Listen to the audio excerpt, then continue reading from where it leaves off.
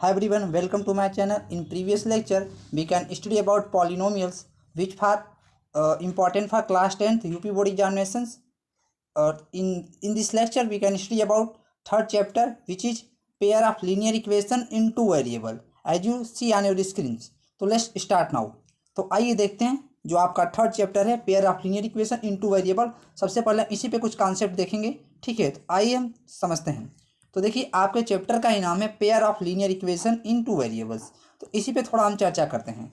तो पहले ना आपके चैप्टर का नाम ही है पेयर ऑफ लीनियर इक्वेशन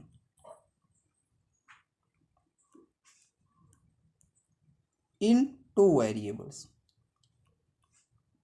तो इसी को समझना पहले हमारा इम्पोर्टेंट है। ए क्या होता है?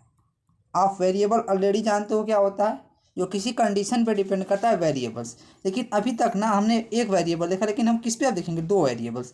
लीनियर का मतलब क्या होता है, इक्वेशन का मतलब क्या होता है, और पेयर का मतलब क्या होता है। पेयर का मतलब होता है जोड़ा, ठीक है। आप समझ रहे हैं?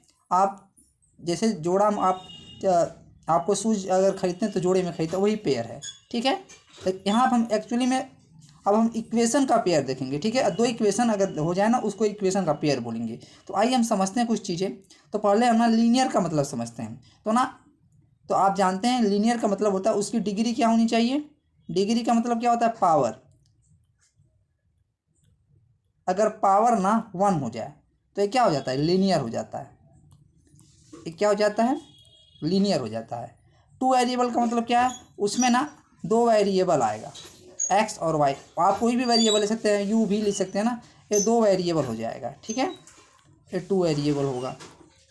अभी बताया ना लीनियर का मतलब क्या है, उसके जो भी वेरिएबल आएगा उसका डिग्री क्या होगा? पावर 1 होगा। क्लियर? अब यहाँ पे समझेंगे इक्वेशंस क्या होता है। तो इसी चीज़ पे हम थोड़ा चर्चा करते हैं, हम आपको आगे बताते हैं। इक्वेशन का मतलब ना x plus y is equal to 6। अगर इसको इधर कर देना तो ये 0 के इक्वल हो जाएगा। तो आप दो वेरिएबल को ना किसी मैथमेटिकल ऑपरेटर मतलब प्लस या माइनस की सहायता से, ठीक है, अगर आप ऐसे ऐड कर देंगे तो क्या हो जाएगा? एक इक्वेशन बन जाएगा, लीनियर इक्वेशंस, ठीक है। बस याद रखिएगा आप इसको प्लस या माइनस से ही हम ऐसे कर सकते हैं, ठीक है। अदरवाइज लीनियर नहीं रह जाएगा, ठीक है ना। तो आप यहाँ ध्यान दे सकते हैं, आइधर प्लस और माइनस से दो वेरिएबल जुड़ सकते हैं, इसी वैल्यू के इक्वेट हो सकते हैं। अगर इसको यहाँ पे देख सकते हैं, यहाँ पे 1 वेरिएबल है, सॉरी 2 वेरिएबल है, इसकी पावर कितनी? 1। इसकी भी पावर 1 हो जाता है, लेकिन इसके इक्वल हो जा रहा है 6 के। तो आपका क्या हो जा रहा है? This is linear equation in two variable. लेकिन हमें पेयर पढ़ना है ना, एक वर्ड आया, ध्यान देंगे आप, पेयर। एक वर्ड आया है क्या? पेयर। तो इसी में ना एक इक्वेशन और लिख दें हम, x minus y equal to 2। आप देख सकते हैं ना। तो इन दोनों को साथ बोले ना, तो देखिए ए भी लीनियर इक्वेशन है, ए भी लीनियर इक्वेशन है। क्यों? क्योंकि इसका भी पावर 1 है, इसका भी पावर 1 है, इसका भी पावर 1 है, इसका भी पावर 1 है। वेरिएबल क्या है? एक्स और वाई, और ये दोनों इक्वेशन है, तो दोनों को एक साथ बोले तो this is pair of linear equation into variable. This is pair of linear equations in two variable. आप समझ सकते हैं, पेयर का मतलब दो इक्वेशन ना, दो लीनियर इक्वेशन आपको साथ दिए होंगे। तो आपको समझ में आ गया होगा लीनियर इक्वेशन क्या होता है। तो आइए कुछ और भी एग्जांपल हम समझ लेते हैं। तो this is pair of linear equation in two variables, ठीक है। टू वेरिएबल्स आपको रफली अंदाजा मिल गया होगा। तो लीनियर इक्वेशन क्या होता है, तो देखिए थोड़ा सा और भी हम चर्चा कर लेते हैं। देखिए, और जैसे कि 2x plus 3y is equal to जी, आप किसी भी वैल्यू इक्वल कर दीजिए। तो देखिए यहाँ पे वेरिएबल x और y है ना, इसका भी पावर 1 है, इसका भी पावर 1 है। तो this is linear equation in two variable. लेकिन पेयर इक्वेशन नहीं है ना, इसी के साथ और आप इक्वेशन लिख देंगे, दोनों एक साथ अगर हम बोलें तो क्या हो जाएगा आपका? X minus y equal to मान लीजिए 6। This is a pair of linear equation in two variable. अभी थोड़ा हम और आगे देखें ना, this is x plus y plus x into y is equal to 9। तो ये आप बता सकते हैं this is linear equation in two variable. तो देखिए यहाँ पे पावर 1 है, यहाँ पावर 1 है, लेकिन इस टर्म की पावर ना 1 क्या हो जा रहा है? 2 हो जा रहा है। तो ये आपका linear equation in two variable नहीं है, ठीक है। अगर ये देखिए, ये linear equation in two variable, ये लीनियर इक्वेशन टू वेरिएबल, अगर इन दोनों को साथ बोल देंगे this is pair of linear equation in two variable. I hope you got my point. ये वाला आपका देखिए यहाँ पे लीनियर है, यहाँ पे, लेकिन इस टर्म में लीनियर नहीं है। समझ में आ रहा है? तो ये आपका linear equation in two variable नहीं होगा, आप ध्यान दे सकते हैं, ठीक है। तो हम आप थोड़ा सा समझ गए होंगे। तो आइए कुछ और भी चीज़ें पे हम चर्चा कर लेते हैं। तो देखिए, अभी हमने देखा पेयर ऑफ लीनियर इक्वेशन क्या होता है, मतलब आप दो इक्वेशन ले लेंगे, ठीक है, दो वेरिएबल और भी वेरिएबल हम बदल देते हैं। मान लीजिए हमने u ले लिया और v ले लिया, this is equal to 6 and u minus v is equal to 8, ठीक है। यहाँ पे दो वेरिएबल u और v हैं, ठीक है, इक्वल u प्लस v 6 हो जा रहा है, u माइनस v 8 हो जा रहा है, ठीक है। तो ये आप देख सकते हैं, यहाँ इसका पावर 1 है, यहाँ भी इसका पावर 1 है, और एक इक्वेशन फॉर्म कर रहा है। अगर इसको इधर भेजें, एक्चुअली किसी वैल्यू के इक्वेट हो सकता है। यहाँ भी देखिए u भी, यहाँ भी पावर 1 है इसका, यहाँ भी पावर 1 है, तो ये भी इक्वेशन फॉर्म है, और दोनों को एक ही साथ लिखने क्या हो जाएगा, pair of linear equation into variable. ये भी आपका pair of linear equation into variable है, ठीक है। I hope you got my point. तो आप वेरिएबल पे देखेंगे, वेरिएबल का पावर क्या होना चाहिए, 1 होना चाहिए, और दो इक्वेशन को एक साथ लिख देते हैं साइमल्टेनियसली, इसे क्या बोलते हैं, pair of linear equation into variables. तो आइए थोड़ा समझते हैं इसको हम कैसा क्यों लिखते हैं। तो आइए थोड़ा समझते हैं, ठीक है। मान लीजिए कोई शॉप है, ठीक है, यहाँ पे आपको पेन और पेंसिल लेना है, ठीक है। मान लीजिए पेन और पेंसिल है, ठीक है, ध्यान से समझेंगे आप, इसी चीज़ पे हम बता रहे हैं। यहाँ पे पेन है और पेंसिल बिक रहा है, ठीक है, कोई स्टेशनरी का शॉप है, ठीक है। तो यहाँ पेन और पेंसिल है, कोई पर्सन आया ना, मान लीजिए कोई पर्सन यहाँ पे गया, ठीक है, तो इसने क्या किया, इसने 50 रुपये में, ठीक है, 50 रुपये में 4 पेन और 2 पेंसिल खरीद लिया। लेकिन अभी इसको पता नहीं है एक पेन कितने का मिल रहा है, एक पेंसिल कितने का मिल रहा है। आप ध्यान देंगे, अभी हम पढ़ रहे हैं formation of pair of linear equation कैसे बनाएंगे हम, तो ध्यान देंगे आप इसी चीज़ को, ठीक है। तो एक कोई स्टेशनरी का शॉप है, कोई व्यक्ति गया ना, कोई पर्सन या कोई स्टूडेंट गया, यहाँ पे एक पेन और पेंसिल का खरीद रहा है चीज़, ठीक है। तो इसने 4 पेन और 2 पेंसिल खरीदा, कितने रुपए में, 50 रुपये में, 50 रुपये में, ठीक है।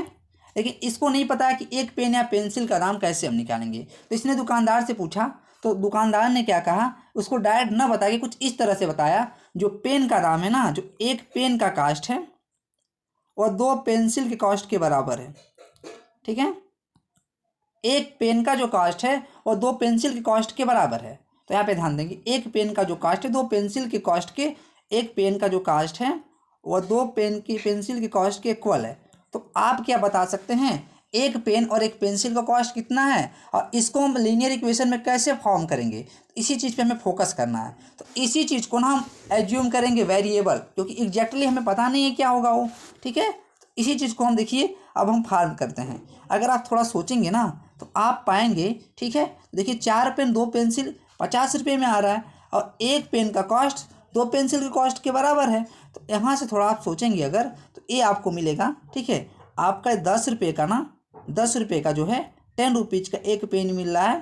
थोड़ा सा आप ट्राई करेंगे वैल्यू को रख करके ना, तो आपको मिलेगा 10 रुपये का एक पेन मिल रहा है आपको, ठीक है, और 5 रुपये का एक पेंसिल मिल रहा है, 5 रुपये का एक पेंसिल मिल रहा है। दुकानदार ने इसे बताया नहीं, दुकानदार ने थोड़ा लॉजिक से बता दिया। तो इस टाइप के न्यूमेरिकल को हम कैसे सॉल्व करेंगे, अभी हम आपको आगे भी कुछ हिंट देंगे, ठीक है।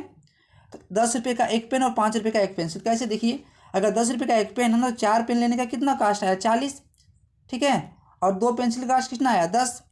तो आप देख सकते हैं कितना आ गया, ये आपका 50 रुपये आ रहा है ना। और यहाँ भी देखिए दूसरा जो हिंट दिया उसने, एक पेन 2 पेंसिल के कॉस्ट के बराबर, एक पेन का कास्ट जो है 2 पेंसिल कास्ट के, यहाँ पे देखिए एक पेन का कास्ट कितना है, 10 रुपया है, और एक पेंसिल कास्ट कितना है, 5 रुपया। तो 10 रुपये का एक पेन वो किसके इक्वल होगा, 10 रुपये के 2 पेंसिल के बराबर हो जाएगा। तो आप ये भी देख रहे दोनों ना साइमल्टेनियसली सेटिस्फाइड का, साइमल्टेनियस का मतलब होता है दोनों एक साथ साथ सेटिस्फाइड कर रहे हैं इस चीज़ को। I hope you got my point. तो थोड़ा सा इसी को मैथमेटिकली राइट करते हैं हम, ठीक है। तो आप देखेंगे अभी मैथमेटिकली भी राइट करके सॉल्व करेंगे तो यही आंसर आने वाला है हमारा। तो अगर हम ऐसे सोचेंगे ना इस चीज़ को, तो हमें बहुत टाइम लग जाएगा। तो हमें एक ऐसे सिस्टम की आवश्यकता पड़ी ताकि हम इसको मैथमेटिकली सॉल्व कर पाएँ। तो यहीं से इस चीज़ का जो आपका pair of linear equation into variable, इसी कंडीशन को मान करके इस पेयर ऑफ लीनियर इक्वेशन की हमें ज़रूरत पड़ी। तो इसी चीज़ को हम समझते हैं। तो हम क्या करते हैं, हम अपने तरफ से हमें क्या नहीं पता उसी को हम लेट कर लेते हैं। लेट 1 पेंसिल का कास्ट क्या है आपका, 1 पेंसिल का कास्ट क्या है आपका, 1 पेंसिल का कास्ट मान लीजिए आपका कितना है,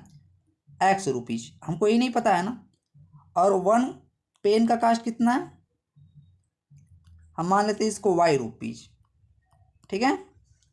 तो अकॉर्डिंग टू क्वेश्चंस क्या बोल रहा है हमसे, अकॉर्डिंग टू क्वेश्चंस हमसे ही कहा जा रहा है जो 4 पेन और 2 पेंसिल का कास्ट है 50 रुपया है, ठीक है।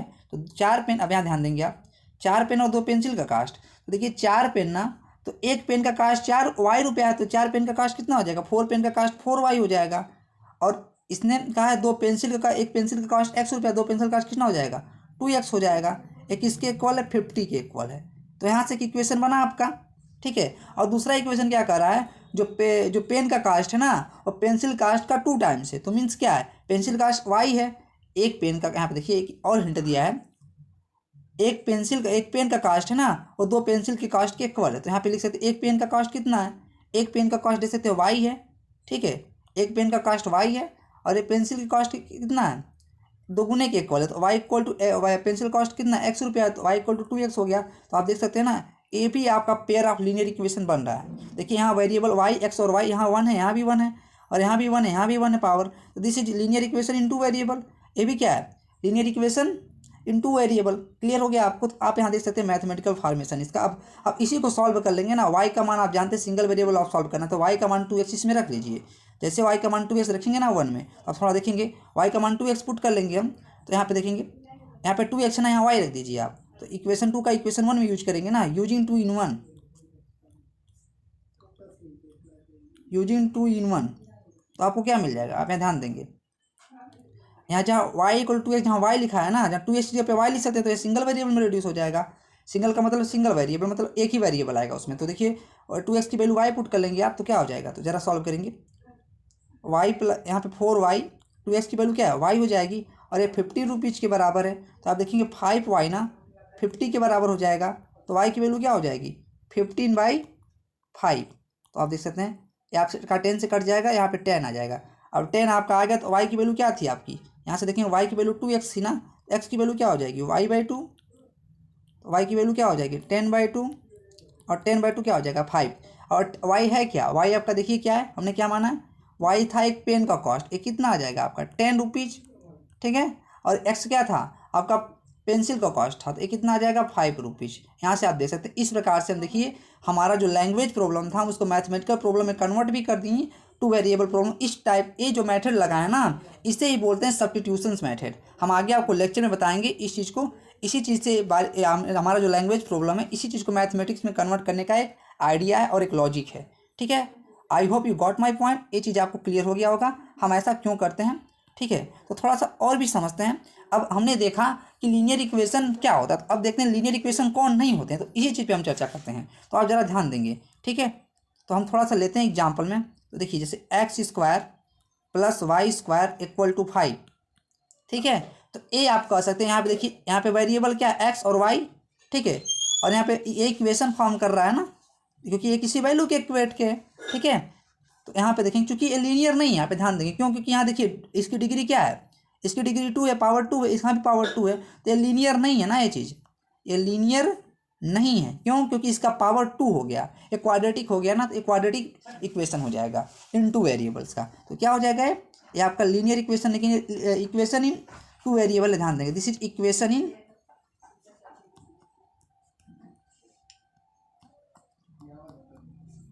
2 वेरिएबल है, लेकिन क्या ये लीनियर है, नहीं है। I hope you got my point. Linear का सेंस आपको समझ में आ रहा होगा। एक और एग्जांपल लेते हैं हम, जैसे कि 2x + 3y x + y = 6। तो यहाँ पे देखेंगे, यहाँ पे 1 वेरिएबल है ना, पावर 1 है, यहाँ भी 1 वेरिएबल है, सॉरी y वेरिएबल, ये भी पावर 1 है। यहाँ ना इस टर्म की पावर ना कितनी हो जा रही है, यहाँ पे देखिए, यहाँ पे पावर अगर 2 वेरिएबल में आ रहा है ना, तो ये वेरिएबल इस टर्म की पावर कितनी हो जा रही है 2। तो ये भी आपका लीनियर नहीं है, यहाँ पे ध्यान देंगे आप, ये भी जो आपका है ना, ये लीनियर नहीं है, ठीक है। अगर टर्म में वेरिएबल आपका जो मल्टीप्लाई में, तो उन सब की पावर ऐड हो जाती है उस टर्म की। यहाँ इस टर्म की पावर क्या होनी चाहिए, सिंगल, मतलब कि 1 होनी चाहिए। आप यहाँ पे समझ सकते हैं इस चीज़ को अपना। ये लीनियर इक्वेशन इनटू वेरिएबल नहीं है, ध्यान देंगे, ठीक है। This is linear, sorry this is equation into variable, लेकिन लीनियर इक्वेशन इनटू वेरिएबल नहीं है। क्लियर हुआ। अब थोड़ा सा एक और एग्जाम्पल देख लेते हैं हम अच्छे से, ठीक है। तो देखिए, और भी एक एग्जाम्पल हम लोग देखने का प्रयास करते हैं। यहाँ पे देखिए, this is x + 1/y, this is = 2। क्या है, लीनियर इक्वेशन इनटू वेरिएबल है, ये इक्वेशन इनटू वेरिएबल है, इक्वेशन इनटू वेरिएबल है, लेकिन लीनियर नहीं है ये चीज़, ठीक है। क्यों नहीं है, आप देख लीजिए, यहाँ पे पावर 1 है, यहाँ पे पावर -1 हो जा रहा है, तो this is equation into variable, but this is not linear, okay. तो आप समझ सकते हैं क्यों, क्योंकि हम इसको ऐसा भी लिख सकते हैं एक्स प्लस वाई की power -1 this is equal to 2। यहाँ पे देख रहे हैं -1 आ गया ना, पावर इसकी कितनी होनी चाहिए, 1 होनी चाहिए, तब जाके लीनियर इक्वेशन ही 2 वेरिएबल होता। तो I hope you got my point. तो आप समझ गए होंगे इस चीज़ में ना कि लीनियर इक्वेशन इन 2 वेरिएबल होता क्या है। तो हम ना किसी भी चीज़ पे अध्ययन करने के लिए हम क्या करते हैं, स्टैंडर्ड पढ़ते हैं ना चीज़ को। तो अब हम पढ़ेंगे standard form of pair of linear equation in 2 variable. अभी हमने पढ़ा है इक्वेशन का मतलब होता है ना कोई वेरिएबल आ जाए और इसको किसी वैल्यू के इक्वेट कर दें तो ये क्या बन जाता है इक्वेशन। कोई मैथमेटिकल एक्सप्रेशन ना अगर किसी वैल्यू के इक्वेट करते हैं 0 1 कोई भी वैल्यू हो सकता है चीज़ ना, तो क्या बन जाएगा। अगर आप किसी वैल्यू को इक्वेट करेंगे ना, मान लीजिए 5 को कर दे तो 5 को इधर ले जाएंगे तो ये 0 कर सकते हैं ना इधर, इसीलिए हम हमेशा लिखते हैं कि वो 0 के इक्वल कर देते हैं। आपको समझ में आ गया होगा, ठीक है, इक्वेशंस क्या होते हैं, इस चीज़ आपको क्लियर हो गया होगा। तो हम आइए आगे बढ़ते हैं, कुछ चीज़ों पे हम चर्चा करते हैं, ठीक है। तो इस चीज़ को हम इरेज कर लेते हैं। तो देखिए अब हम पढ़ने जा रहे हैं standard form of pair of linear equations. तो आप देखेंगे इसी चीज़ पे हम थोड़ा चर्चा कर रहे हैं। तो देखिए क्या है standard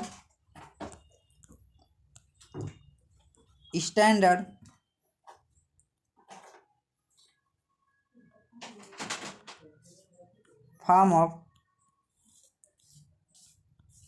pair of linear equation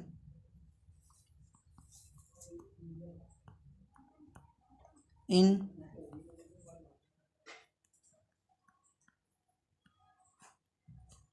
2 variables. देखिए लीनियर इक्वेशन का जो स्टैंडर्ड फॉर्म होता है ना वो क्या होता है, a1x plus b1y plus c1 equal to 0, a2x plus b2y plus c2 equal to 0। यही चीज़ ना 1 और 2 आप देख सकते हैं लीनियर इक्वेशन है ना। देखिए लीनियर इक्वेशन है ना, देखिए एक्स वाई क्या वेरिएबल है, a1 b1 c1 a2 b2 c2 क्या है, ये कोई रियल नंबर हो सकता है, ठीक है, कोई भी रियल नंबर हो सकता है, ठीक है ना। ये किसी इक्वेशन हमने 0 के इक्वल कर दिया, c1 c2 कोई वैल्यू हो सकता है, इसको आप इधर लिखेंगे तो माइनस में आ जाएगा, प्लस में भी हो सकता है। अब इसको इधर लेते आएंगे तो क्या होगा, इसी फॉर्म का आपका standard form of pair of linear equation, जहाँ वेयर क्या है आपका, वेयर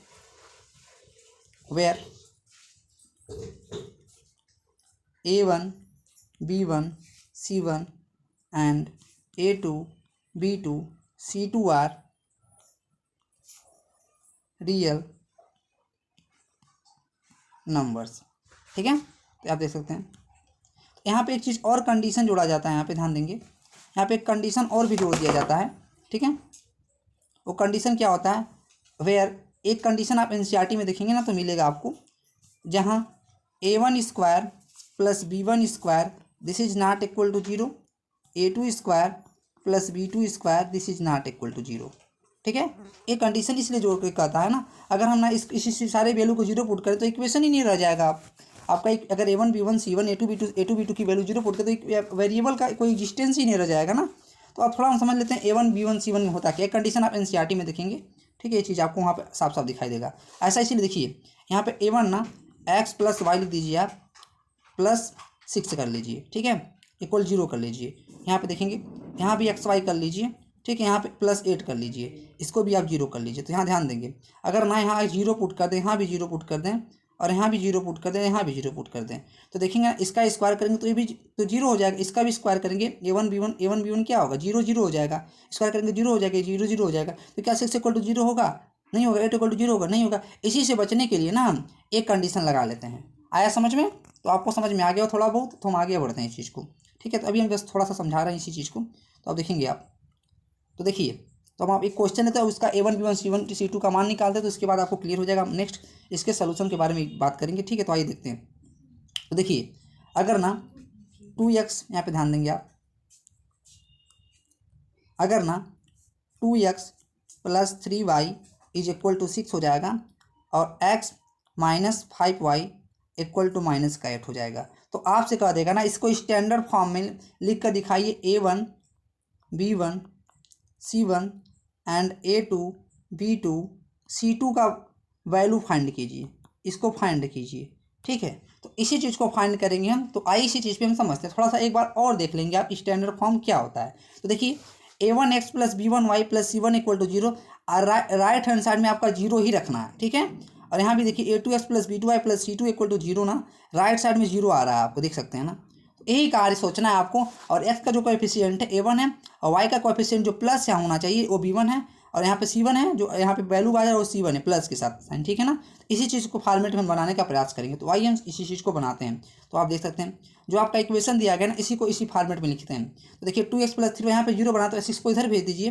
तो 2x + 3y, ठीक है, तो दिस इज -6 = 0 हो जाएगा। क्लियर। यह वाला ना अब इसको यहाँ भी 0 बनाना है, इसको भी इधर भेजिए। तो दिस इज x - 5y, यहाँ माइनस है तो इधर जाएगा क्या होगा प्लस हो जाएगा। दिस इज = 0 हो जाएगा। क्लियर है। तो अभी ये फॉर्मेट में नहीं है क्योंकि यहाँ भी प्लस साइन है, यहाँ भी प्लस साइन है, ठीक है। तो यहाँ पे प्लस बनाने का हम प्रयास करेंगे। तो आइए हम समझाते हैं आगे करना क्या हमको।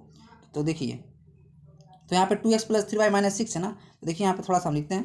तो दिस इज 2x + 3y, यहाँ पे माइनस है ना तो प्लस लिख देंगे, तो ये प्लस में लिखना है। This is -6 = 0। तो आप देख रहे हैं वही चीज़ लिखा गया है, तो इजीली हम कंपेयर कर पाएंगे अब यहाँ पे। और दूसरा देखिए क्या है, x - 5y + y + 8, यहाँ भी प्लस होता है तो प्लस बना लेंगे हम खुद से। तो देखिए दिस इज x + -5y + 8 = 0 हो जाएगा। आप देख सकते हैं आप, अब 8 हो गया ना। यहाँ पे देखिए 8 था, -5 को प्लस माइनस लिख सकते हैं ना, क्योंकि स्टैंडर्ड फॉर्म यहाँ प्लस होता है इसलिए हमने प्लस बना लिया। अब कंपेयर कर सकते हैं ना। अब हम कंपेयर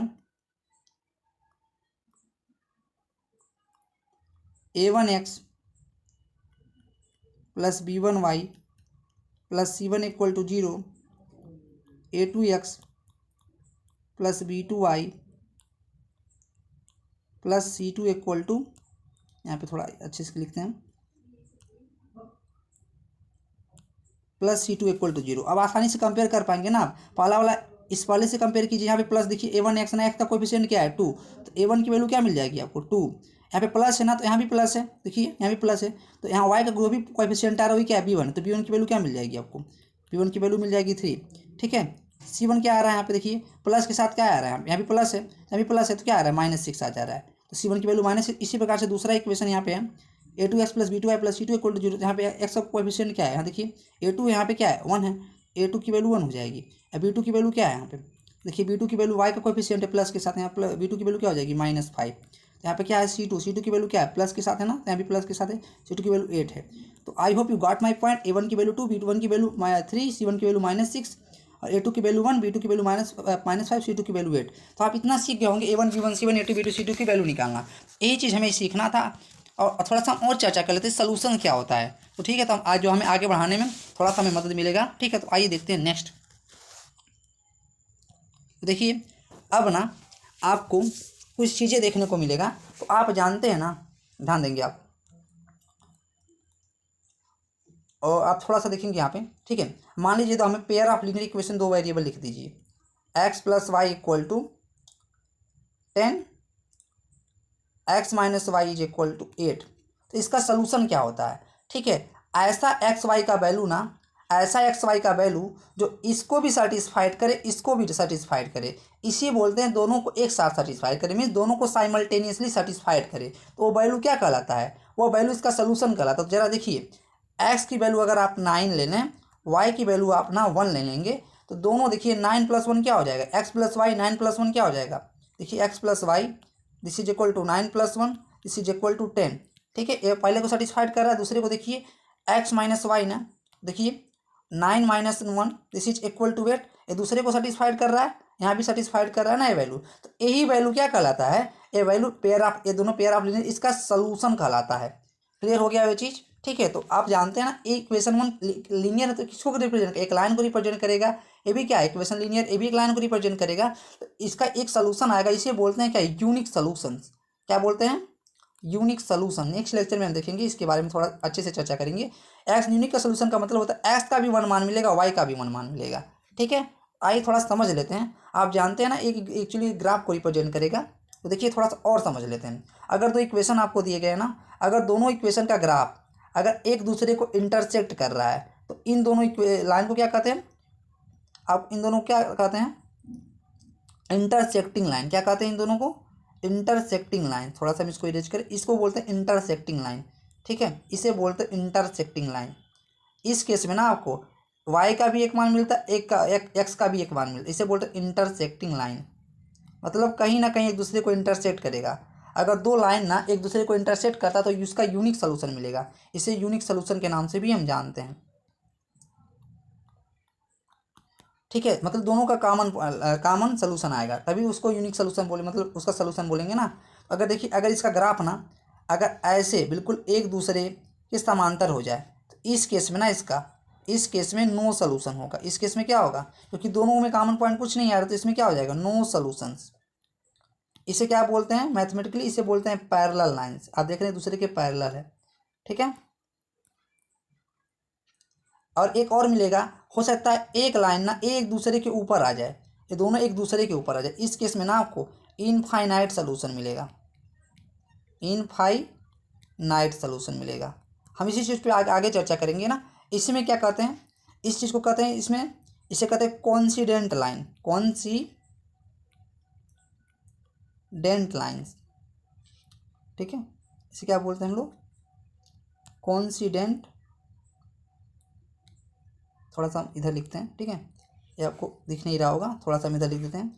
इसे क्या बोलते हैं हम लोग, कॉन्सिडेंट लाइन्स।